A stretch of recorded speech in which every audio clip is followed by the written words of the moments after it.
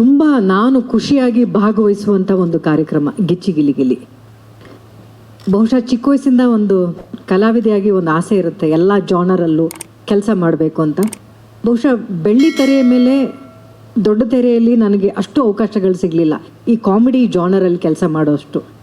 ಮಾಡಿರೋದೇ ಕೆಲವು ಸಿನಿಮಾ, ಅದು ಒಂದು ರಾಮಶ್ಯಾಮ ಭಾಮ ಆಗಿರ್ಬೋದು. ಈ ಥರ ಕೆಲವು ಸಿನಿಮಾಗಳಲ್ಲಿ ನಾನು ಹ್ಯೂಮರಸ್ ಪಾತ್ರ ಮಾಡಿದಾಗ ನಾನು ಈ ಹಿಂದೆ ಮಾಡಿದಷ್ಟು ಅಷ್ಟೂ ಸಿನಿಮಾಗಳಲ್ಲಿ ಏನು ಹೆಸರು ಗಳಿಸಿದ್ನೋ ಅಷ್ಟು ಹೆಸರನ್ನ ಹ್ಯೂಮರ್ ಅಂತ ಅನ್ನೋ ಒಂದು ಜಾನರಲ್ಲಿ ಮಾಡಿರುವಂಥ ಸಿನಿಮಾಗಳು ನನಗೆ ಹೆಸರು ತಂದುಕೊಡ್ತಾ ಇತ್ತು. ಆ ಥರದ್ದು ಹೆಚ್ಚು ಸಿನಿಮಾಗಳು ಸಿಗಲಿಲ್ವಲ್ಲ ಅಂತ ಅಂದ್ಕೊಳ್ತಾ ಇರೋ ಸಮಯದಲ್ಲಿ ನನಗೆ ಗಿಚ್ಚಿಗಿಲಿಗಿಲಿ ಅನ್ನುವಂಥ ಶೋ ಆ ಒಂದು ವ್ಯಾಕ್ಯೂಮ್ ಅಂತ ಏನಿತ್ತು ಬಹುಶಃ ಅದನ್ನು ತುಂಬಿತು ಅಂತ ಹೇಳ್ತೀನಿ.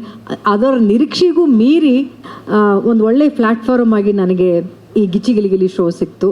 ಆಮೇಲೆ ಈ ಶೋ ಬಗ್ಗೆ ನನಗೆ ಅಪಾರವಾದಂಥ ಪ್ರೀತಿ ಗೌರವ ಇದೆ. ಕಾರಣ ಎಲ್ಲೋ ಇರುವಂಥ ಒಬ್ಬ ಕಲಾವಿದರನ್ನ ಹುಡುಕಿ ಈ ಕಾರ್ಯಕ್ರಮಕ್ಕೆ ಕರ್ಕೊಂಡು ಬರ್ತಾರೆ.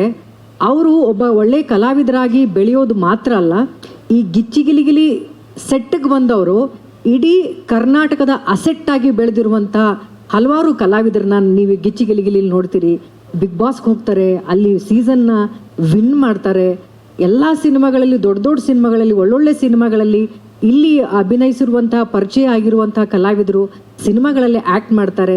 ಯಾರಾದರೂ ಕಾಮಿಡಿಯನ್ ಅಂತ ಪಾತ್ರಗಳಲ್ಲಿ ತಾರಾಗಣದಲ್ಲಿ ನೋಡುವಾಗ ಅವರ ಲೀಸ್ಟಲ್ಲಿ ಮೊದಲನೇ ಹೆಸರು ಬರೋದೇ ನಮ್ಮ ಗಿಚ್ಚಿಗಿಲಿಗಿಲಿಯಲ್ಲಿ ಅಭಿನಯಿಸಿರುವ ಕಲಾವಿದರು ಅಂತ ಸುಮಾರು ಡೈರೆಕ್ಟರ್ಗಳು ನನಗೆ ಹೇಳುವಾಗ ತುಂಬಾ ಖುಷಿಯಾಗುತ್ತೆ. ಈ ವೇದಿಕೆ ಕೇವಲ ಶೋ ಜನರನ್ನ ನಗಿಸೋದ್ರ ಜೊತೆಗೆ ತುಂಬ ಕಲಾವಿದರಿಗೆ ಭವಿಷ್ಯವನ್ನು ಕೊಟ್ಟಿದೆ, ಬದುಕನ್ನು ಕೊಟ್ಟಿದೆ. ಈ ಶೋ ನನಗೆ ತುಂಬ ಹತ್ತಿರವಾದದ್ದು, ನಾನು ತುಂಬ ಗೌರವಿಸುವಂಥ, ಪ್ರೀತಿಸುವಂಥ ಶೋ ಇದು. ಈ ಸೀಸನ್ 3 ಇನ್ನಷ್ಟು ನಿರೀಕ್ಷೆ ಹೆಚ್ಚಾಗಿದೆ.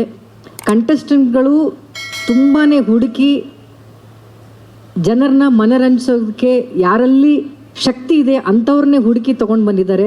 ನಿರ್ದೇಶಕರ ಟೀಮ್ಗೆ ತುಂಬ ಸುಲಭವಾದ ಕೆಲಸ ಏನಲ್ಲ. ಸಿನಿಮಾದಲ್ಲಿ ನಗಿಸೋದಕ್ಕೆ ಕೇವಲ 10-15 ಸೆಕೆಂಡ್ಗಳು ಅಥವಾ 10-15 ನಿಮಿಷ ಅಂತ ಒಂದು ಇಟ್ಟಿರ್ತಾರೆ. ಆದರೆ ಇಲ್ಲಿ 2 ಗಂಟೆಗಳು ಸತತವಾಗಿ ನಗಿಸ್ತಾನೆ ಇರಬೇಕು. ಅದನ್ನು ಡೈರೆಕ್ಷನ್ ಟೀಮ್ ಅವರು ಅತ್ಯಂತ ಬ್ಯೂಟಿಫುಲ್ ಟೀಮ್ ಆಗಿ ಇದನ್ನು ನಿಭಾಯಿಸ್ಕೊಂಡು ಬರ್ತಾ ಇದ್ದಾರೆ. ಈ ಸೀಸನ್ 3ರಲ್ಲಿ ಕೋಮಲ್ ಸರ್ ಅವರು ಕೂಡ ಆ್ಯಡ್ ಆಗಿದ್ದಾರೆ. ಇನ್ನೊಂದಿಷ್ಟು ಮೆರುಗು, ಶಕ್ತಿ, ಹೊಸ ಎನರ್ಜಿ ಈ ಸೀಸನ್ 3ರಲ್ಲಿ ತುಂಬಿದೆ ಅಂತ ನನಗನ್ಸುತ್ತೆ.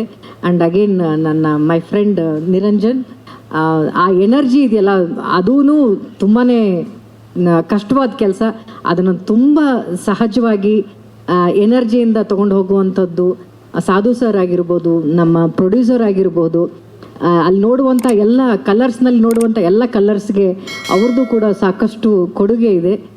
ನಿರ್ಮಾಪಕರು, ನಿರ್ದೇಶಕರು, ಇಲ್ಲಿರುವಂಥ ಜಡ್ಜರ್ಸ್ಗಳು, ಕಂಟೆಸ್ಟೆಂಟ್ಸ್ಗಳು ಎಲ್ಲರಿಗೂ ಒಳ್ಳೆಯದಾಗಲಿ ಅಂತ ಹೇಳ್ತಾ, ಈ ಸೀಸನ್ ಎಲ್ಲ ಸೀಸನ್ಗಿಂತಲೂ ಹೆಚ್ಚು ಜನಪ್ರಿಯತೆ ಗಳಿಸುತ್ತೆ ಅನ್ನುವ ನಂಬಿಕೆ ಇದೆ.